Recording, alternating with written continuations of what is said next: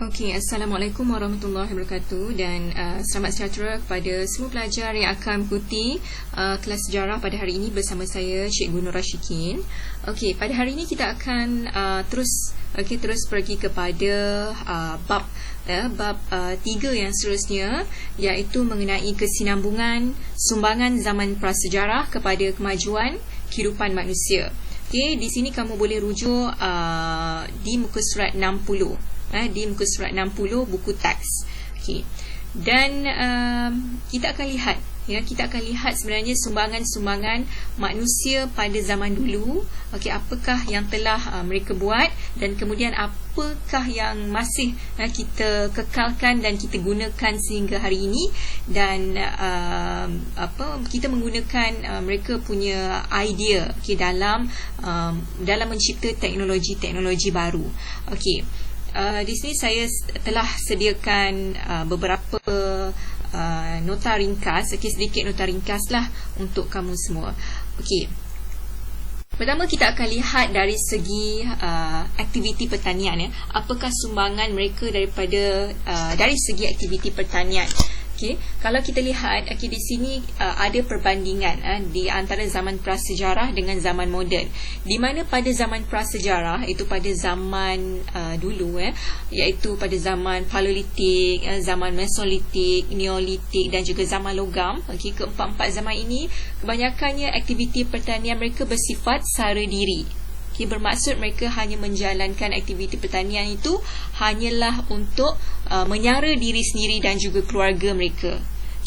Kemudian mereka jalankan aktiviti pertanian secara kecil-kecilan dan menggunakan peralatan tradisional.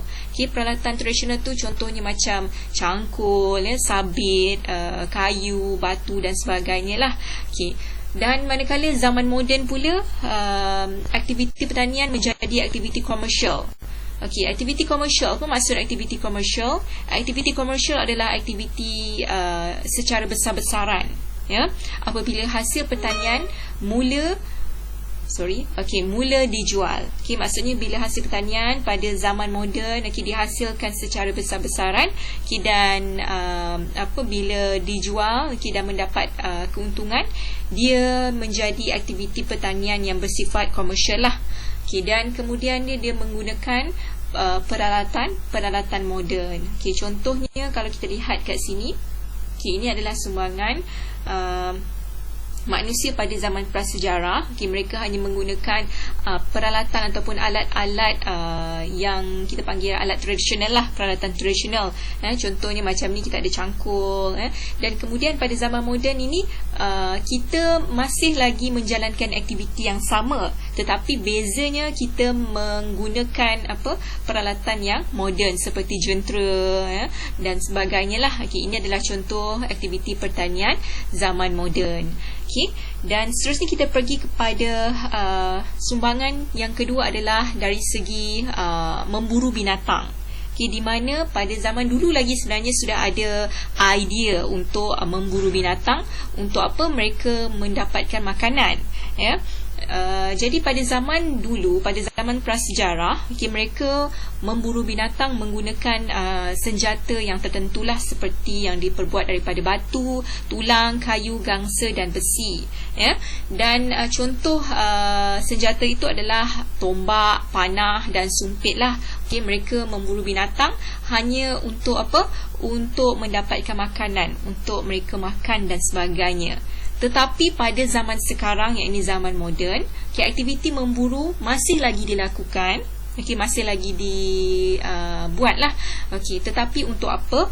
Hanya sebagai hobi. Pada zaman sekarang, manusia memburu ni hanya sebagai hobi saja. Dan mereka menggunakan senjata yang canggih, seperti apa? Seperti senapang, pistol dan sebagainya lah. Dan kebanyakan senjata yang mereka miliki tu mestilah berlesen, wajib berlesen dan juga berdaftar. Ini adalah contoh lah. Contoh idea yang digunakan pada zaman dulu, di mana mereka memburu binatang untuk mendapatkan makanan, untuk makan. Tetapi idea itu juga digunakan juga pada waktu sekarang. sebagai hobi dan sebagainya lah. Ini adalah aktiviti pada zaman moden. Masih lagi memburu tetapi menggunakan peralatan yang lebih moden lah, seperti senapang dan sebagainya. Kemudian kita lihat sumbangan yang ketiga, idea yang ketiga, yang manusia zaman dulu telah buat, iaitu aktiviti menternak binatang. Mereka menternak binatang ni untuk apa? Untuk mendapatkan sumber makanan lah. Mereka menternak lembu, kambing, ayam dan sebagainya untuk mendapatkan makanan. Tetapi pada zaman moden, kenapa mereka menternak binatang? Mereka menternak binatang adalah untuk menampung keperluan daging dan tenusu sesebuah negara. Contohnya, ni contoh, saya ada gambar di sini. Jadi pada zaman dulu ni mereka menternak binatang hanya untuk sumber makanan harian mereka saja. Tetapi pada zaman moden, aktiviti ini dilakukan secara komersial dan secara besar-besaran. Tujuannya adalah untuk apa? Untuk menampung sumber makanan di dalam negara dan juga di luar negara lah. Dan juga kalau kita lihat kat sini ada lembu, penternakan lembu, di mana penternakan lembu pada zaman sekarang, pada zaman moden, bukan saja untuk sebagai sumber makanan, tetapi sumber minuman juga, di mana kita minum daripada hasil tenusu daripada hasil tenusu penternakan ini. Ini bezanya zaman prasejarah dan juga zaman moden.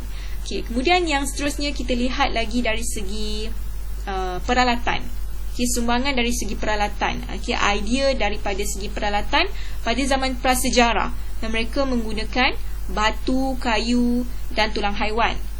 Kemudian ada juga peralatan besi seperti pedang, parang, tombak, cangkul, keris dan kapak. Ini yang telah terjadi pada zaman logam lah. Kemudian zaman moden pula, peralatan pada zaman moden mereka lebih canggih lah, lebih kita panggil lebih moden, lebih canggih, seperti mesin dan jentera digunakan untuk aktiviti komersial. Dan ini adalah contoh peralatan yang digunakan pada zaman dulu dan juga zaman sekarang. Zaman dulu, zaman prasejarah, peralatan yang mereka gunakan hanyalah ringkas je lah, yang terdiri daripada batu, kayu, kemudian daripada besi. Tetapi zaman sekarang, zaman moden, apabila manusia sudah pandai membuat inovasi, mencipta pelbagai jentera, pelbagai peralatan, manusia mencipta pelbagai mesin untuk memudahkan tugas harian. Ini adalah contoh peralatan pada zaman moden. Seterusnya kita pergi kepada sumbangan yang seterusnya adalah kita lihat kepada tembika. Tembika juga telah digunakan pada zaman prasejarah sebagai bekas makanan, peralatan masakan, upacara ritual dan sebagainya. Tetapi pada zaman moden, pada zaman sekarang, tembika menjadi industri yang sangat penting. Contohnya pembuatan labu sayung di Kuala Kangsar, Perak. Ini adalah contoh gambar tembika pada zaman dahulu, pada zaman prasejarah. Mereka gunakan untuk bekas makanan, bekas minuman dan sebagainya. Tetapi aktiviti pada zaman moden, tembika digunakan untuk apa? Untuk craft tangan, sebagai craft tangan, kemudian sebagai aktiviti-aktiviti jualan lah, untuk menampung sumber ekonomi harian dan sebagainya. Ini adalah perbezaan penggunaan tembika pada zaman dulu dan juga zaman sekarang. Tetapi zaman sekarang masih lagi digunakan untuk perkara yang sama, contoh menyimpan air dan sebagainya, tetapi banyak kepada aktiviti-aktiviti craft tangan dan sebagainya lah. Ini adalah melalui tembika. Kemudian kita akan lihat kepada ideofak. Apa itu ideofak? Ideofak ini adalah hasil tinggalan yang berkaitan ideologi dan kepercayaan, di mana kalau kita lihat kepercayaan pada zaman dulu lagi, pada zaman prasejarah lagi, mereka sudah ada aktiviti pengebumian. Mereka kebumikan mayat-mayat yang telah mati. Contohnya di Gua Cha, Kelantan, ada pengebumian memanjang. Kemudian di pantai timur, di Gua Batu Kapur, pantai timur Sabah, ada pengebumian dalam keranda kayu. Jadi pada zaman prasejarah lagi telah ada kepercayaan ini. telah ada hasil tinggalan ideologi ini, di mana pada zaman sekarang masih lagi digunakan, masih lagi digunakan idea ini, di mana mereka masih lagi mengemumikan mayat. Pada zaman sekarang kan masih lagi mengemumikan mayat. Itu yang telah disumbangkanlah pada zaman dulu yang kita gunakan sampai sekarang. Dan penghormatan atas mayat masih kekal mengikut agama masing-masing. Ini adalah contoh yang berlaku pada zaman prasejarah. Ini adalah pengemumian memanjang di Gocha, Kelantan, dan ini adalah pengemumian dalam keranda di Sabah.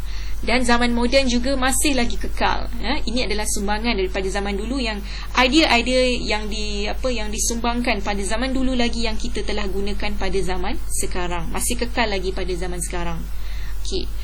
Kemudian kita lihat yang last sekali. Yang last sekali adalah melalui monumen dan seni bina. Pada zaman prasejarah lagi, telah ada seni bina, telah ada monumen yang telah dibangunkan oleh manusia pada zaman dulu. Tetapi manusia pada zaman dulu dia membina bangunan ataupun monumen dan sebagainya adalah untuk upacara-upacara tertentu, seperti upacara ritual yang berkaitan dengan agama dan sebagainya. Contohnya Angkor Wat di Kemboja. Manakala pada zaman moden, pada zaman sekarang, manusia cipta monumen, mencipta seni bina, mencipta apa-apa saja binaan untuk pelbagai tujuan. Seperti Menara Berkembar Kuala Lumpur, KLCC. Ini kita boleh lihatlah. Ini adalah perbezaan binaan manusia pada zaman prasejarah. Mereka bina sesuatu atas tujuan tertentu saja. Ini adalah binaan Stonehenge di Britain. Stonehenge di Britain ni adalah untuk upacara ritual dan juga tempat mereka untuk melihat bintang ataupun mereka kaji bintang di kawasan ni. Ini adalah Angkor Wat yang berada di Kemboja. Di sini mereka menjalankan upacara ritual lah. Manusia-manusia pada zaman dulu melakukan upacara ritual kebanyakannya di kawasan ini. Manakala zaman moden, ini adalah Eiffel Tower di Paris. Ini adalah bagi tujuan menarik pelancong datang lah. Begitu juga dengan Menara Berkembar KLCC di Kuala Lumpur. Kebanyakannya binaan pada zaman moden ini adalah atas tujuan untuk menarik pelancong, atas tujuan untuk meningkatkan sumber ekonomi dan sebagainya lah. Ini adalah perbezaan binaan pada zaman prasejarah dan juga zaman moden. Jadi setakat ini saja sumbangan yang telah dilakukan pada zaman prasejarah dan masih digunakan lagi pada zaman sekarang. Semua sekali ada 7. Ada 7. Pertama tadi kita telah lihat aktiviti pertanian, kemudian yang kedua kita telah lihat dari segi memburu binatang, yang ketiga menternak binatang, keempat dari segi peralatan, kelima tembika, keenam ideopark, dan yang ketujuh dari segi monumen dan seni bina. Jadi saya harap anda semua faham akan penerangan saya yang ringkas ni, dan saya harap anda dapat buat latihan yang saya sediakan nanti. Sekian saja untuk pembelajaran pada hari ini. Sekian, Assalamualaikum warahmatullahi wabarakatuh dan selamat sejahtera.